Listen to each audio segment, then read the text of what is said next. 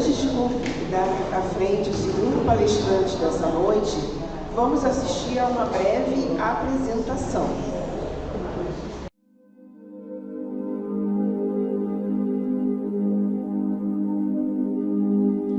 Marcionílio F. Silva é casado com Cíntia Rocha Cardoso da Silva, professor no ensino médio da Rede Pública de Educação do Estado de Goiás. Cristão evangélico, membro da Primeira Igreja Batista em Itaberaí, Goiás. Escreve desde a adolescência, porém só no ano de 2020, após a pandemia mundial, começou a mostrar o seu trabalho.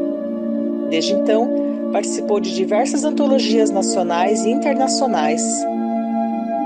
Publicou seu primeiro livro de poesias, Amor da Minha Vida, em novembro de 2021, e está em fase de conclusão de seu segundo livro, Amor e Poesias, com previsão de lançamento em 2022.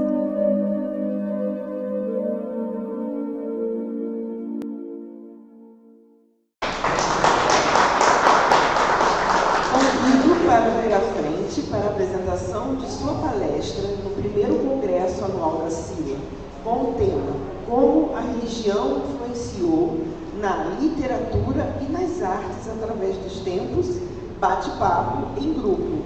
Nosso confrade, o acadêmico imortal fundador, Marcionílio F. Silva.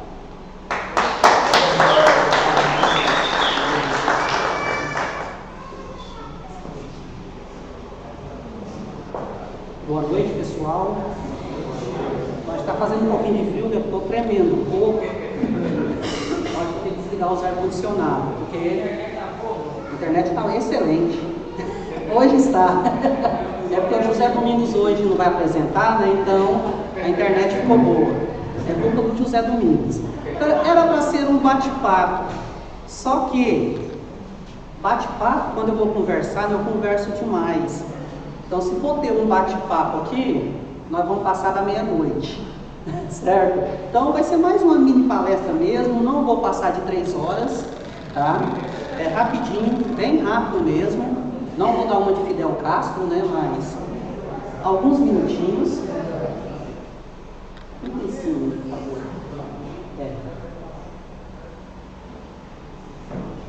Isso. Então, hoje eu vou falar um pouquinho sobre a arte e a mais bela obra de arte, né, que existe. Está aqui uma coleção, no caso dessa Bíblia, difere da Bíblia Católica, porque a Bíblia Católica, se eu não me engano, tem uns 4 ou 5 livros a mais, mas a base geral está aqui. E por que a Bíblia? E por que a arte e a Bíblia?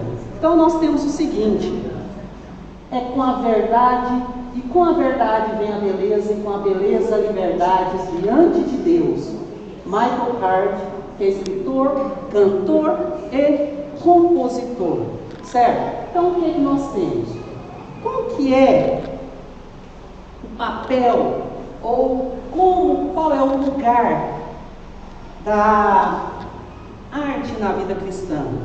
Muitos, principalmente os evangélicos, né, pensam que arte é algo que faz com que as coisas do mundo entrem na igreja. Para muitos, não gostam de uma pintura, não gostam de uma escultura. Música é só aquelas que eu canto na igreja, tá? Então, eles acham que é uma forma do mundo estar dentro da igreja. Porém, a Bíblia tem diversos lugares ali, a Bíblia por inteira está falando de arte. Desde o início, quando Deus pegou o barro ali, formou o homem, que era apenas um rascunho, porque a verdadeira obra-prima viria depois. Qual que é a verdadeira obra-prima? As mulheres, claro, né? Então, ali ele criou o que faltava na criação, ser idêntico a ele. Então ele foi um escultor ali, criou o homem e logo em seguida criou a mulher, certo? Então o que é que nós temos? Então muitos cristãos tem a tendência de deixar as expressões artísticas de lado, pensando que isso possa ser uma afronta a Deus. É como você rolar, né, uma pedra de baixo para cima, aí numa montanha. É um fardo.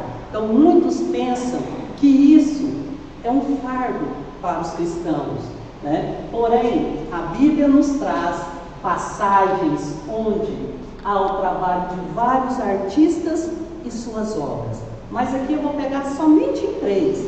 Mas lá na Bíblia nós temos os artífices que trabalhavam com ouro, com prata, né? Nós tínhamos os arquitetos construindo os grandes templos ali com detalhes riquíssimos. Mas hoje nós vamos nos ater a alguns. O primeiro, né? Não me batam, por favor, certo? Nós temos isso daí, a escultura. E olha só esse texto. Não faça para você imagem de escultura, nem semelhança alguma do que há em cima no céu, nem embaixo na terra, nem nas águas debaixo da terra. Êxodo 24.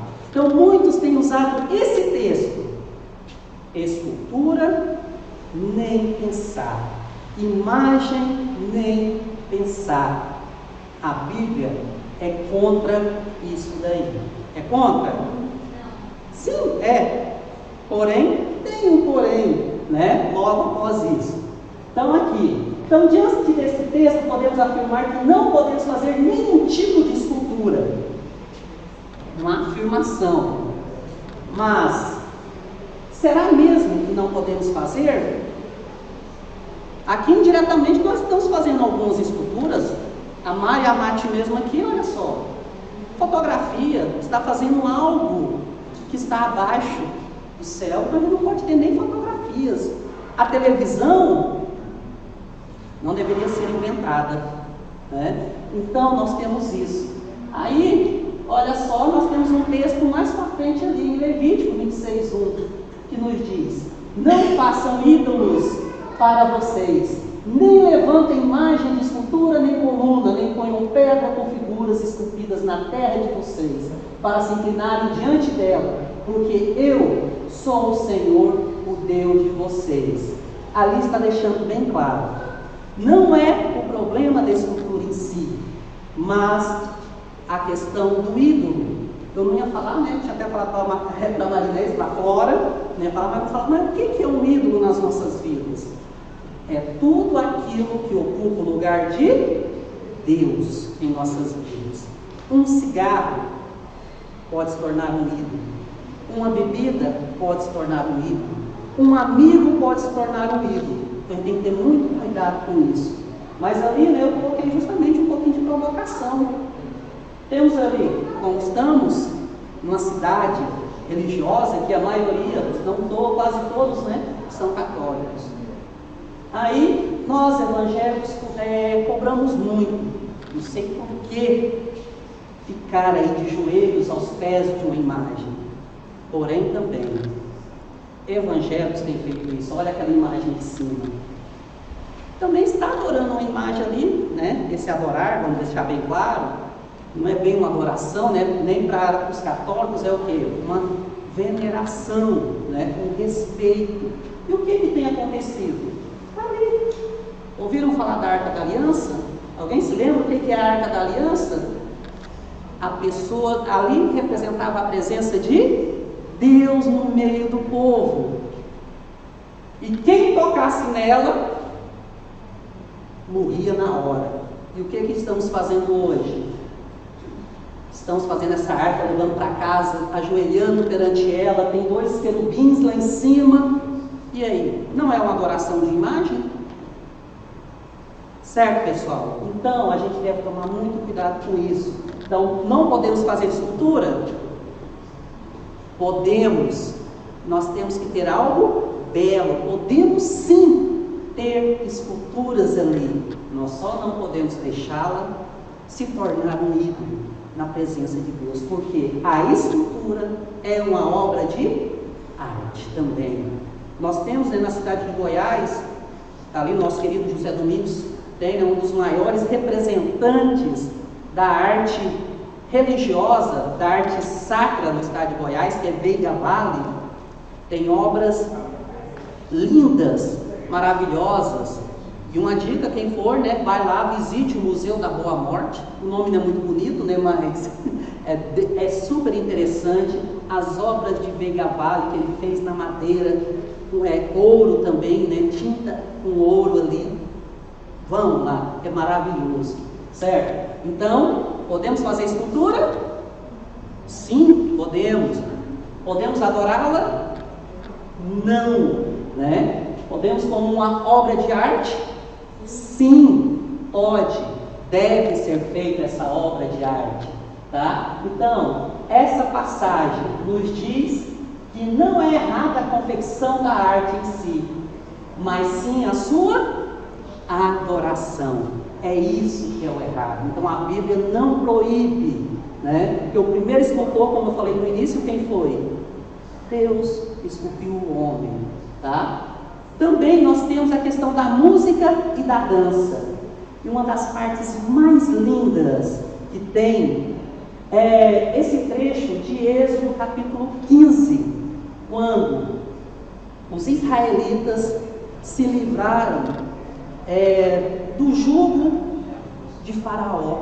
Eles atravessaram o Mar Vermelho e logo em seguida o mar se fechou e matou, né, todos os soldados ali de Faraó. E essa é uma das mais fantásticas obras da arte, nesse caso a música, que é a canção que os hebreus entoaram após terem sido resgatados do exército de Faraó. Não coloquei o texto, ele é muito grande, mas coloquei aqui 2 versículos que vai falar da dança.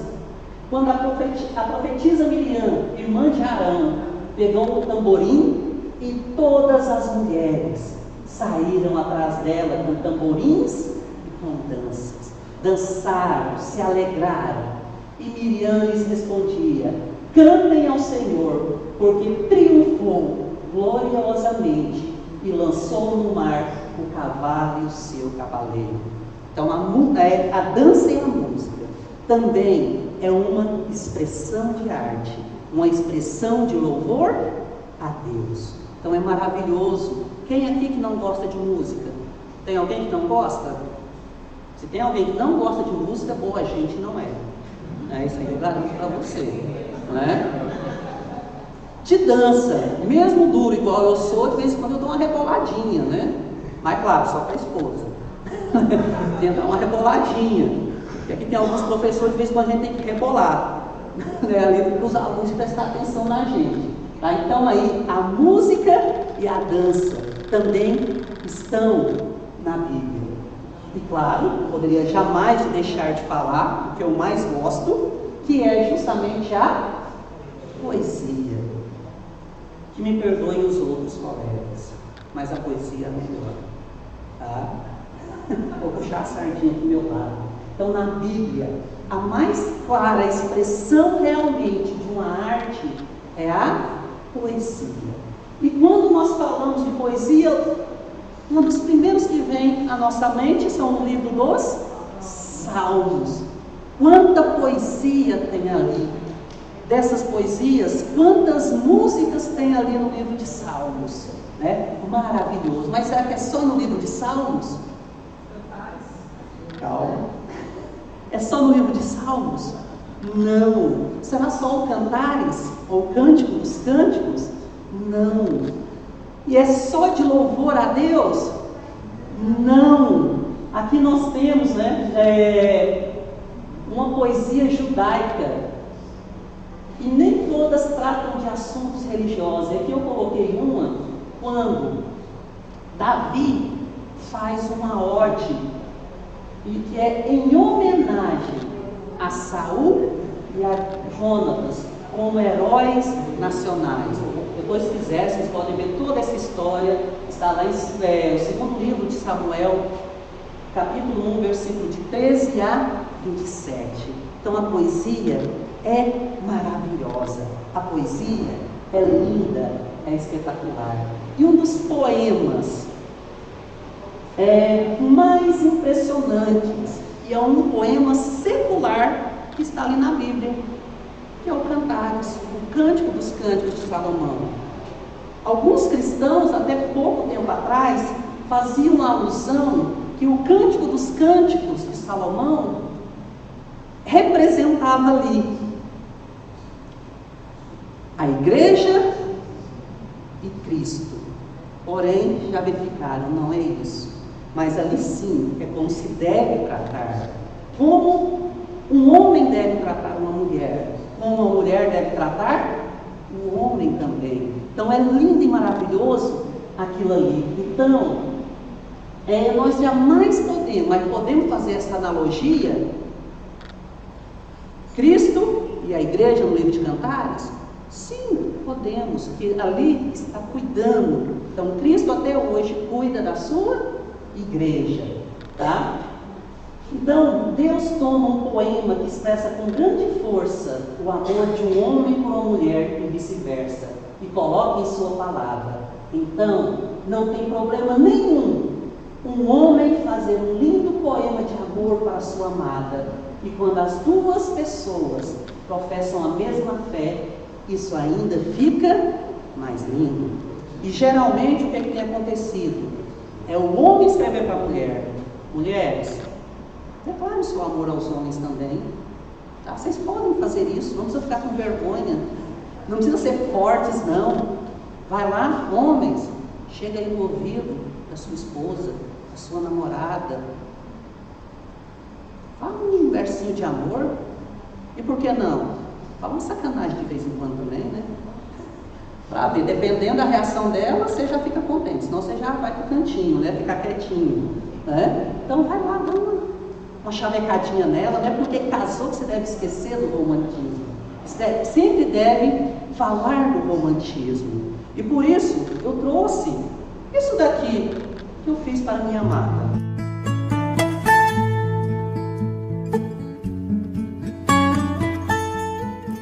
É tão bom. Marcionílio F. Silva. Como é bom ouvir o som da tua voz, sentir teu cheiro suave exalando o perfume da paixão. Como é bom poder tocar teu corpo, sentir a maciez da tua pele, poder abraçá-la com grande emoção. Como é bom sentir teus lábios nos meus, deliciar com o mel da tua boca. Não resisto a tão forte atração. Como é bom poder te amar, dedicar a ti todo o meu querer e te entregar meu coração.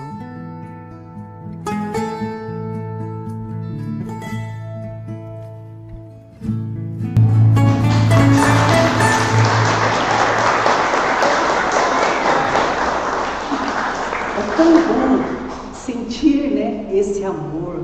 É maravilhoso. E agora eu vou fazer meu lobby também, né? Por favor, adquiram meu livro. Adquiram. Isso aqui é para continuar a escrever lindas poesias para ela, gente. É baratinho. Brincadeira, né, gente? Mas quem puder, nos ajude. Né? Estamos aqui, está com um preço bem baixinho, já estamos na segunda impressão. Essa aqui é a primeira ainda.